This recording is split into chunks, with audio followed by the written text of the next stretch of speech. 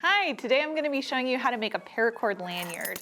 So there's a lot of different ways you could make it, but this is one I made with a snake knot, and so I'd like to show you how to make that today.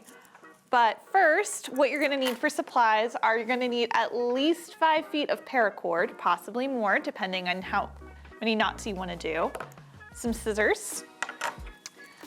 Some kind of clip for your lanyard, that could be a carabiner. This is what I have. It's just a little metal swivel clip with a little keyring attachment. You are going to need a lighter.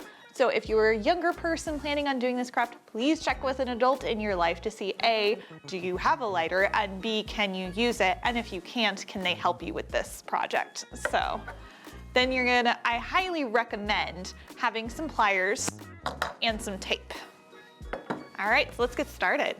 All right, so first thing first, you are gonna get your paracord and you are gonna match up the ends evenly.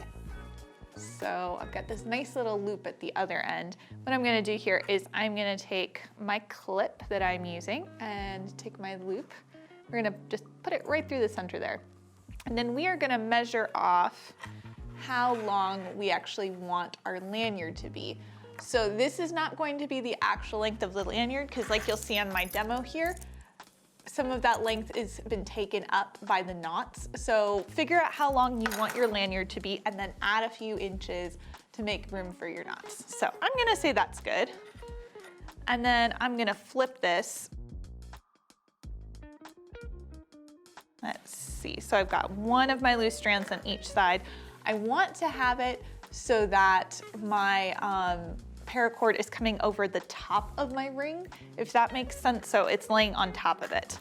And then for me, you don't have to do this, but I find it's almost impossible for me to manage this if I don't tape down my clip now that I have the length that I want, because it's just gonna slip slide every which way.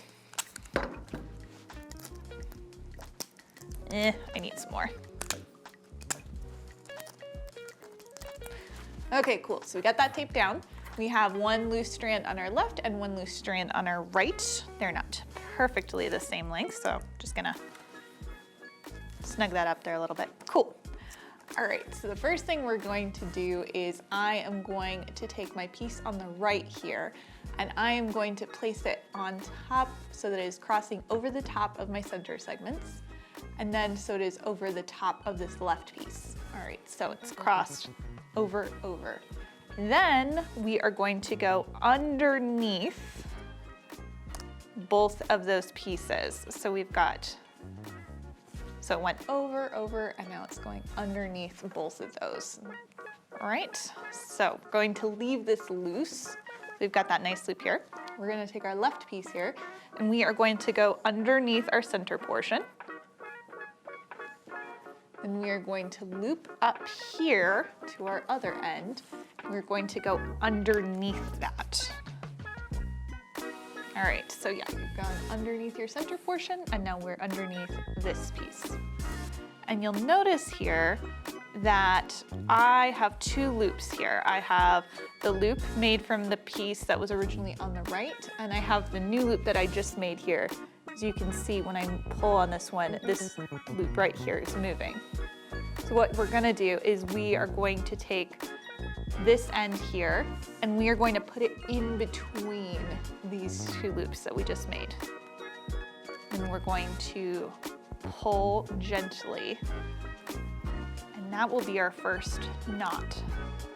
So go ahead and pull on your center pieces too. Pull on all your pieces just to make sure that's nice and tight. So boom, you've made your first one. So we're just gonna keep going.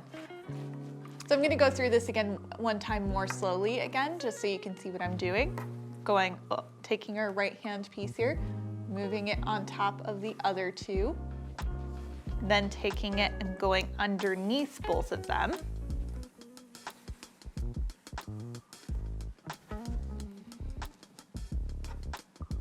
And then we're going to take our left piece here, go underneath our center portion, and go underneath our right one.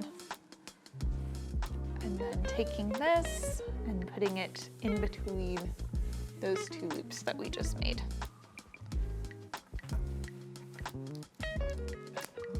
And then you just repeat that however many times you want or until you run out of paracord.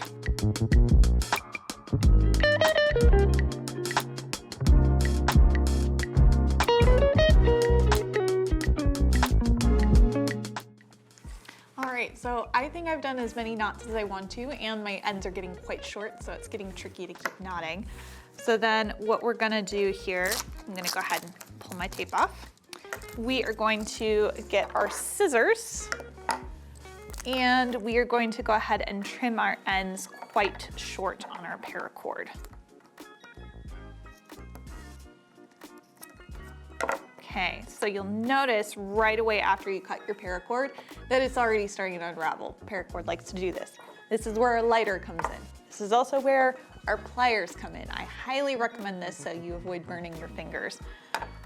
So what we're gonna do is we are going to hold the ends of paracord together with our pliers so that we are not directly touching them ourselves. And then you're gonna get your lighter, and we are going to melt the two ends of the paracord. And that happens very, very quickly, but why we're holding these two together is one, so we don't have to hold our hands closer to it, but also then we can melt the two pieces of paracord together and get a nice seal so it doesn't unravel. Just remember, it melts very quickly, so when in doubt, come back and do it some more. All right, there we go.